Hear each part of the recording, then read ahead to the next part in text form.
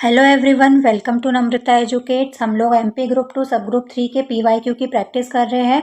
Part A के काफ़ी सारे पीवाईक्यू मैं कंप्लीट करवा चुकी हूँ। आज हम करेंगे मैथ्स के पीवाईक्यू की प्रैक्टिस।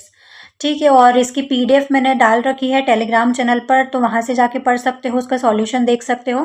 क्योंकि एक्सप्लेनेशन जैसा मैथ्स रीजनिंग में नहीं होता है, सॉल्यूशन रहेगा, तो सॉल्यूशन मैंने लिखे हैं। सबसे पहला क्वेश्चन है, सिंप्लीफाई करना है। 18 मल्टीप्लाई मैंने सिखाया था बोर्ड मास के अकॉर्डिंग। बोर्ड मास मतलब क्या होता है? BODMAS। इसी ऑर्डर में इस तरह के इक्वेशंस को, एक्सप्रेशंस को सॉल्व करना होता है। सबसे पहले ब्रैकेट सॉल्व करते हैं, फिर ऑफ, फिर डिवीजन, फिर मल्टीप्लिकेशन, फिर एडिशन और फिर सब्ट्रैक्शन सॉल्व करते हैं। तो देखो यहाँ पर मैंने सॉल्व किया हुआ है। 18 multiply 6 minus 3 divide by 2 multiply 4 minus 32 minus 3। सबसे पहले क्या सॉल्व करेंगे? डिवीजन। तो 3 को 2 से अगर डिवाइड करेंगे तो क्या आएगा? 1.5। नेक्स्ट स्टेप में क्या करेंगे? मल्टीप्लिकेशन करेंगे। तो 18 का 6 में मल्टीप्लाई किया तो 108, और 1.5 का 4 में मल्टीप्लाई किया तो 6 आ गया। अब माइनस कर देंगे सिंपली, तो आंसर आ जाएगा 67। सो 67 है, ऑप्शन बी इसका करेक्ट आंसर हो जाएगा। ठीक है, नेक्स्ट क्वेश्चन पर चलते हैं। और आप लोग बीएससी बीई वाले स्टूडेंट्स हो तो इतना इजी मैथ्स तो आपको आता होगा। इसको भी सेम सिंप्लीफाई करना है, सेम वही है बोर्ड मास के अकॉर्डिंग। डायरेक्ट अगर सॉल्व करोगे तो गलत हो जाएगा। सबसे पहले डिवीजन सॉल्व करेंगे, तो 18 को 4.5 से डिवाइड करेंगे तो क्या आएगा? 4 आंसर आएगा। फिर मल्टीप्लाई कर देंगे और फिर प्लस कर देंगे लास्ट में, तो 2528 इसका आंसर हो जाएगा। सो ऑप्शन ए इसका करेक्ट आंसर हो जाएगा। नेक्स्ट क्वेश्चन पर चलते हैं। देखो, इसमें एक्सप्लेन करने जैसा कुछ नहीं है। मैंने जनरल नॉलेज, इंग्लिश और साइंस में बहुत अच्छे से एक्सप्लेन करवाया था हर एक टॉपिक को, लेकिन इसमें एक्सप्लेन करने जैसा सच में भी कुछ नहीं है। ठीक है, तो सॉल्यूशन सिर्फ है, वो आप भी कर सकते हो। इससे आपका ये फायदा होगा कि आपको पता चलेगा कि किस तरह के क्वेश्चंस पूछे जाते हैं एग्जाम में। Find a number 1/7 of which exceeds its 11th part by 100। वो संख्या ज्ञात करनी है जिसका 1/7वां भाग अपने 11वें भाग से 100 अधिक है।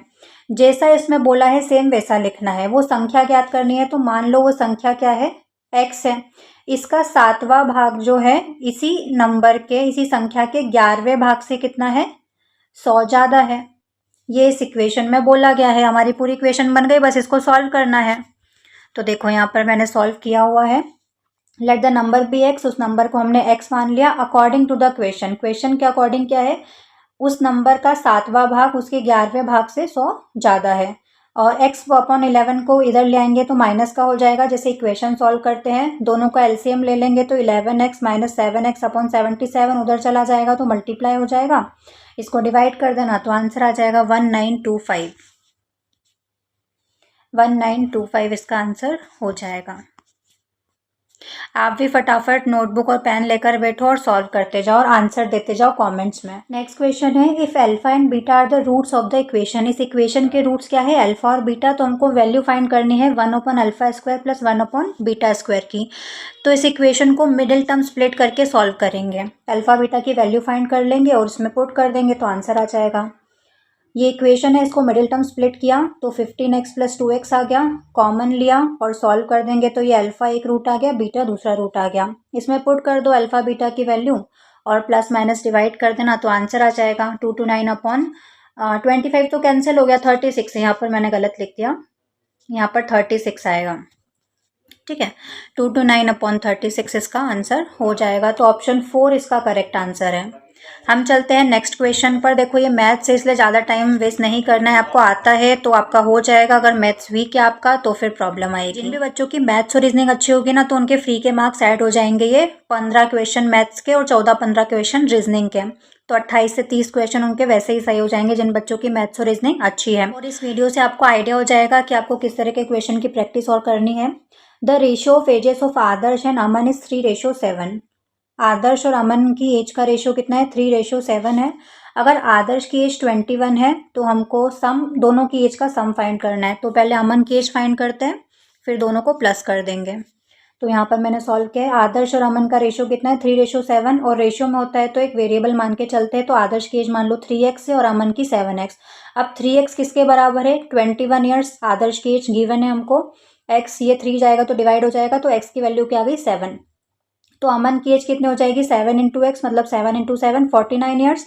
तो आदर्श की 21 और अमन की 49, दोनों को प्लस कर देंगे तो 70 ईयर्स। दोनों की एज का सम कितना हो जाएगा 70 ईयर्स। ठीक है, तो ऑप्शन ए इसका करेक्ट आंसर हो जाएगा। नेक्स्ट क्वेश्चन पर चलते हैं।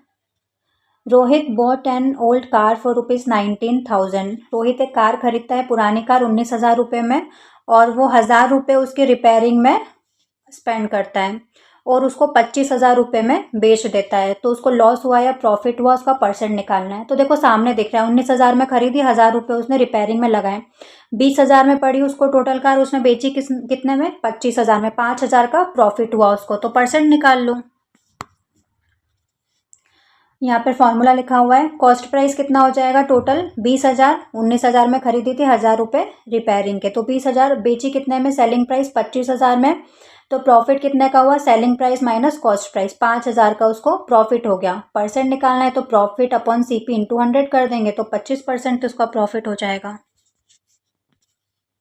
Find the equivalent discount for 2 successive discount of 35 और 15। इस तरह का क्वेश्चन आता है तो डायरेक्ट एक फॉर्मूला है, वो फॉर्मूला लगा देना। इक्विवेलेंट डिस्काउंट के लिए एक फॉर्मूला होता है A plus B minus AB upon 100। A plus B, दोनों डिस्काउंट को AB मान लेना, माइनस AB अपॉन 100। बस इसमें वैल्यू पुट करके आंसर निकाल लेना। A कितना है 35%, B 15 और AB करा 35 इंटू 15 अपॉन 100, और उसको सॉल्व कर देना तो आंसर आ जाएगा। 44.75% इसका आंसर है। ऑप्शन बी इसका करेक्ट आंसर हो जाएगा। नेक्स्ट क्वेश्चन है, एक निश्चित उपहार बॉक्स में 28 किटकैट चॉकलेट है और 46 5 स्टार चॉकलेट है। बॉक्स में से कितनी 5 स्टार चॉकलेट निकाली गई कि बॉक्स में 70% चॉकलेट किटकैट की रहेगी। तो इजी है ये भी, देखो late the number of 5 star chocolate remove. 5 star chocolate कितनी निकाली गई है x, तो किटकैट कितनी थी 28 थी, 5 स्टार 46 थी। Total chocolates after removing x कितनी बची 28 थी, और 46 किटकैट में से x को हमने निकाल लिया, x चॉकलेट्स को, तो उतना माइनस हो जाएगा। अब क्वेश्चन के अकॉर्डिंग 70% चॉकलेट्स कितनी बची है उसमें किटकैट की, तो 28 इज इक्वल टू 70% हो जाएगा, और इसको इक्वेशन पूरी बन गई, इसको सॉल्व कर लेंगे तो आंसर कितना आ जाएगा 34। नेक्स्ट क्वेश्चन पर चलते हैं। 25,000 रुपये पर 2 वर्षों के लिए 20% प्रतिवर्ष की दर से चक्रवृद्धि ब्याज कंपाउंड इंटरेस्ट हमको निकालना है। सिंपल इंटरेस्ट का फॉर्मूला तो इजी है, कंपाउंड इंटरेस्ट का भी इजी होता है, P into R into T upon 100। Principal P कितना गिवन है 25,000, रेट R है 20%, टाइम कितना गिवन है 2 साल का, और अमाउंट के लिए फॉर्मूला क्या है, A is equals to P 1 plus R upon 100 की power T। A is equals to, ये 8th में पढ़ा था फॉर्मूला, P की वैल्यू रख दो 25,000, R की वैल्यू 20 करके, और इसको सॉल्व कर देना, और जो CI होता है वो अमाउंट में से अगर प्रिंसिपल को माइनस कर देते हैं हम, तो हमारा CI आ जाएगा कंपाउंड इंटरेस्ट 11,000 रुपये। 3 numbers are in the ratio 1:2:3। 3 number किस रेशो में है 1:2:3। सम ऑफ देयर स्क्वायर, इनके स्क्वायर्स का सम कितना है 56 है, तो मिडिल नंबर हमको बताना है। नंबर्स किस रेशो में है 1:2:3, और मैंने बोला था वेरिएबल मानना पड़ता है, तो 1 का क्या हो जाएगा x, 2 मतलब 2x और 3 मतलब 3x। According to the question इनके स्क्वायर का सम, इनका स्क्वायर कर दो x square 2x square 3x square, इनके स्क्वायर का सम कितना है 56। इक्वेशन को सॉल्व कर लेना तो आंसर आ जाएगा। The monthly income of A and B are in the ratio, A और B की मंथली इनकम का रेशो कितना है 4:7, उनकी सेविंग का रेशो कितना है 3:4। If the income of B की जो इनकम है वो इक्वल है 4 टाइम्स सेविंग्स ऑफ A की सेविंग के 4 टाइम्स है B की इनकम, तो हमको रेशो बताना है A और B के व्यय का रेशो बताना है। ठीक है, देखो यहाँ पे सॉल्यूशन पूरा किया हुआ है। उनकी इनकम्स तो है A की इनकम B की इनकम, K देखो X मान सकते हैं K मान सकते हैं, हम कुछ भी मान सकते हैं, यहाँ पर दोनों का मानना था इसलिए K ले लिया। 4 के और 7 के, सेविंग्स का रेशो कितना है 3:4, तो A की सेविंग 3M B की 4M हो गई। कोई भी एक वेरिएबल लेना है, ये हमको दिया हुआ था, मैंने बताया था भी कि B की जो इनकम है वो कितनी है A की सेविंग के 4 टाइम्स है, तो B की इनकम कितनी है 7 के 4 टाइम्स सेविंग्स ऑफ A की सेविंग कितनी है 3M, मल्टीप्लाई कर देंगे तो 12M के इक्वल हो जाएगा, तो यहाँ से M की वैल्यू आ गई। अब एक्चुअल सेविंग फाइंड करनी है तो A की सेविंग निकाल लेंगे, B की सेविंग निकाल लेंगे इसमें पुट करके, और नया जो एक्सपेंडिचर आ जाएगा देखो एक्सपेंडिचर होता क्या है, इनकम, ठीक है, इनकम में से कितना खर्चा किया उसको निकालेंगे तो अपनी सेविंग बचती है।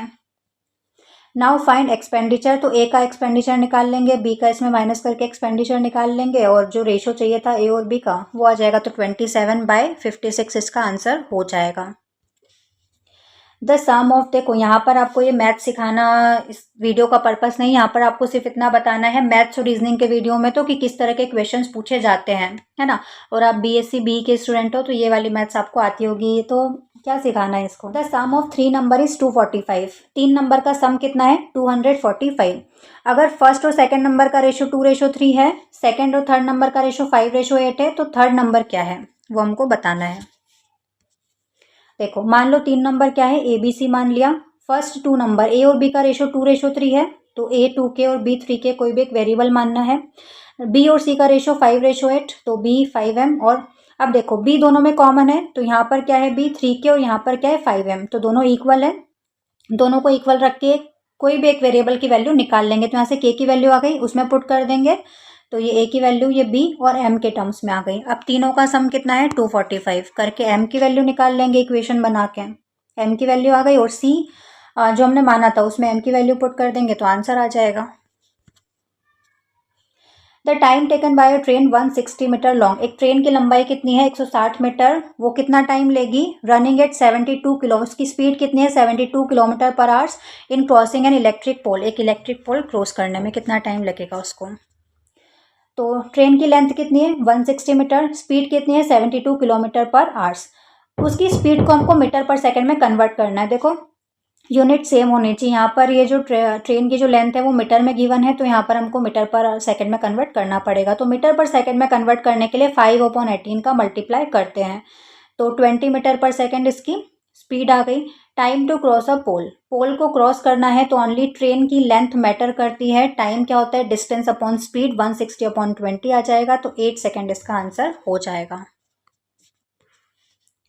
16% वर्किंग 6 आवर्स अ डे, 16% जो है वो 6 घंटे एक दिन में काम करते हैं, है ना। Can complete a work in 10 days, तो 10 दिन में वो कंप्लीट करेंगे काम। इन हाउ मेनी डेज, कितने दिन में 24% करेंगे वर्किंग 8 आवर्स अ डे, एक दिन में अगर 8 घंटे काम करते हैं, will complete 80% of that work. Total work कितना है 16 है, मल्टीप्लाई 6 मल्टीप्लाई टोटल कर लेंगे तो 960 मैन आवर्स लग रहे हैं, ठीक है 100% वर्क में। We need 80% of the work, ये देखो डायरेक्ट करना पड़ता है क्योंकि इसका जो एक्चुअल सॉल्यूशन हम करते थे ना वो बहुत लेंथी होता था, लेकिन यहाँ पर टाइम कम होता है तो हमको शॉर्ट ट्रिक्स अपनानी पड़ती है, जैसे कि एसएससी वगैरह में हम सॉल्व करते हैं। तो यहाँ पर मैंने बहुत शॉर्ट मेथड लिखा है। 0.8 इंटू 960 इसका मल्टीप्लाई कर देंगे तो कितना 768 मेन आवर्स आ जाएगा। 80%, ये पूरा 100% के लिए था, ये 80% के लिए है।